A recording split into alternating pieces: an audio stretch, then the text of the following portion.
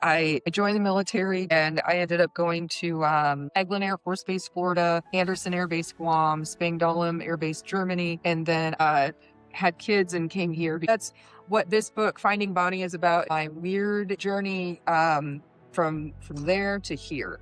This one, Abigail, all of these right here are historical fiction. I like history a lot, but I like tying whatever I'm writing about into some time frame. This one's Southern Gothic. It's in Charleston, South Carolina. So my friend from, we were little, and I ran up to her and I said, will you be my friend in kindergarten? And she was like, yes. Her mom is a writer, Linda Sparks, and she asked me if I would write this short story for a book she was putting together called Monsters Ball. And that was where Abigail came in, but I just kept going with it because there were all these interesting characters that were in it. And I'm like, well, what did this person do? Or what was that person's backstory? So it sucked me in. After that, I decided that since I was such a horrible child to my mother, I decided to write my mom. I know, so many. Love that. Yeah. I wrote that one because I wanted to write something for my mom that was like a fairy tale. This one's based in the 1950s. It's from where I grew up. And the Soul Keepers, I woke up, had this ridiculously crazy dream. It was way more grotesque than I ended up even writing it. But I had to get it down. It's a paranormal. There's a lot of different locations and places that are tied in there. After that, I ended up writing The Ashbourne. And that actually ties into the Soul Keepers. I wanted to write something scary about where I was from because I grew up in the country and it was kind of creepy out there. You're right next to the woods. Who knows what's out there? There could be a witch in the woods. And it ended up being where I kind of figured, okay, well, where did the witch come from?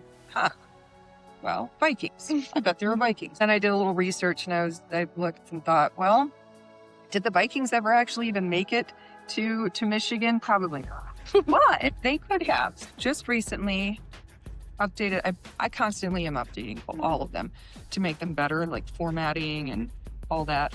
And a friend of mine said, well, you should put a map in there because this book, it traces the main character, Runa, traces her journey going from Norway and coming up to Greenland and then over to Finland. And Runa is the main character. She was found by two women that end up being her mothers, Irni and Holda, and they are priestesses. She's basically what they consider a gift of the gods. From the time that she's born, they're saying, this is what's expected of you. You're meant for so much more than what all of us are doing here. And as she's growing up, she's watching all these other women and she's like, why do I have to be a gift from the gods? Why can't I just have a family and a life instead of having to do all this? So it's this constant battle that she has going on. She ends up meeting a boy named Jayapala in a marketplace, and they end up becoming best friends. He's from these distant lands of Chola, and it was fated that he was supposed to be a part of her life. And his first introduction to her is insane. And the fact that he didn't just take off running, it says a lot about him. Adis is Runa's child, this fiery little girl, just so much energy, like an old woman in this small little body, but still very wise for her years. Of course, Loki, can't forget Loki. I'm going to skip the part where I talk about Odin and Loki in the beginning, just because it might get too confusing. But I will say that the way that this book is written is, if you think about it, you've got human time is here and it's linear and it follows this. But the gods' time is all the time. So when you're talking about something that's happening with the gods, it could be here or here or here. You have to just kind of wrap your head around that, so that you can understand, oh, this isn't happening at the same exact time. This is like a different world. The child could not have been meant to die. Not her child. Not the one born in the Michigami shelter. Her laughter carried even into the shadows of the ash tree that loomed nearby. For years, she was Runa's joy, her reason, the proof that love could root itself in a foreign land. But fate does not soften, not even for children. Runa was Ashborn, bound to the gods and prophecy. Yet she was also a mother. When the time came and death pressed too close, she swore she would not surrender her daughter to silence. The ash listened. The blood remembered. And a vow was carved that would echo long after both mother and child were gone. Centuries peeled away like birch bark. The ash grew, sickened, grew again. Its roots drank memory. Its branches cast long shadows. The child's name faded from lips, then from story, then from time. Yet still the tree hummed, as if carrying her breath in its veins, until men came with axes and survey lines, until roads broke the ground and laughter returned where silence had reigned. And the earth remembered. Now she stirs. Small hands twitch. Eyes blink in the dark.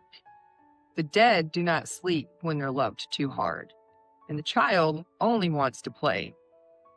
The ash remembers, the blood will answer. Generations passed, and the tale of the ashborn faded to whispers. Yet fate does not forget what the gods have found. In another age, in another land, in another world, her story would begin again. A hand gripped his sleeve.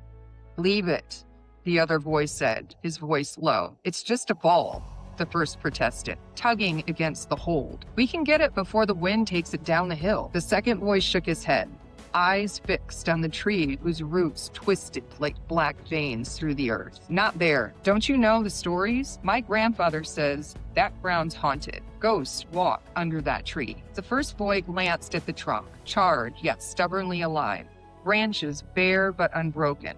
"It's just old wood." "No," the second insisted. "It's burned, but it didn't die. That ash, it keeps what's buried under it. They say children who step too close are taken, pulled down into the roots. My grandfather swore he knew one of them." The first boy's grin faltered. "That's just a tale." "Then why do you think no one builds there? Why do you think the grass won't grow near the roots?" The second boy's voice dropped to a whisper. "The tree remembers. It doesn't forget what's buried within it. There's a house on the corner. It's been there forever. Why would they live there if there's an evil witch or ghost or whatever living under the tree? I never said it was a witch. I said they're ghosts. Besides, the house on the corner belongs to actual witches. They take care of the ghosts." "You mean to tell me that old lady Starbuck is a witch and that she doesn't just sell jelly?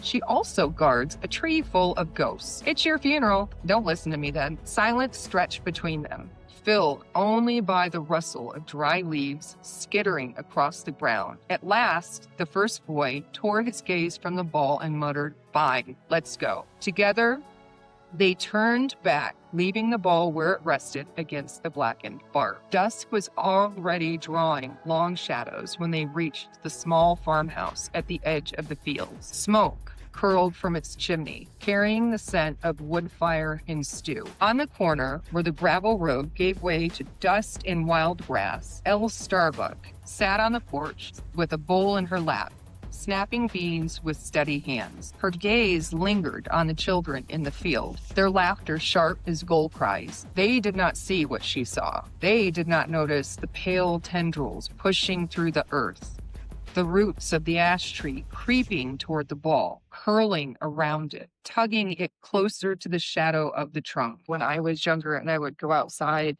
and the stars were out and it was so quiet and it just felt thick, like something was there with you, but it was never scary to the point where you thought you were in danger. It was just, you just felt like you were enveloped in something. Ernie lowered her gaze to the ground. No tracks marred the fresh snow. Not deer, not hare, not even fox. The silence of the earth was unnatural, and that made her skin prickle beneath her woolen cloak. Snowflakes clung to her lashes and melted cold against her cheeks, their icy kiss seeping into the thin seams of her hood. A stray gust swirled powder across her face, stinging her skin with its chill. She pulled her cloak tighter, but the wind found every gap, weaving frost into the folds of her dress and brushing her with the bitter sharpness of winter's touch. She stood quietly, still as the trunks around her, listening to the forest pulse, the creak of branches overhead, the whisper of wind curling through pine needles, the wolf's breath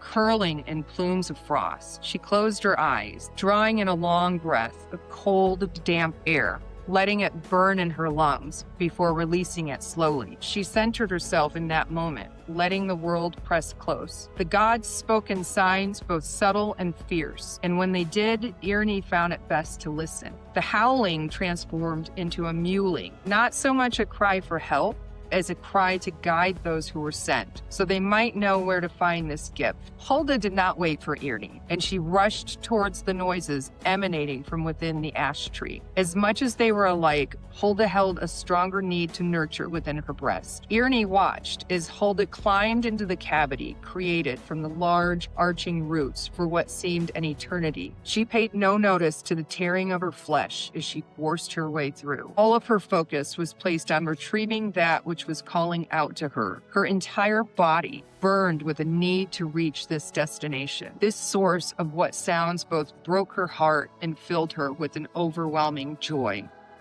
The sounds of the forest increased, as if even the smallest creature knew that something spectacular was occurring in their midst. A tangible hum pulsed through every fiber of the space surrounding this immense ash tree. Before Irene could step forth, Hulda began to back out towards her. She was slightly hunched and appeared she was using her body to whatever it was she had found from the wind in the elements. The sounds of the forest became deafening. Irene brought her hands to her ears to dampen them, but it did no good.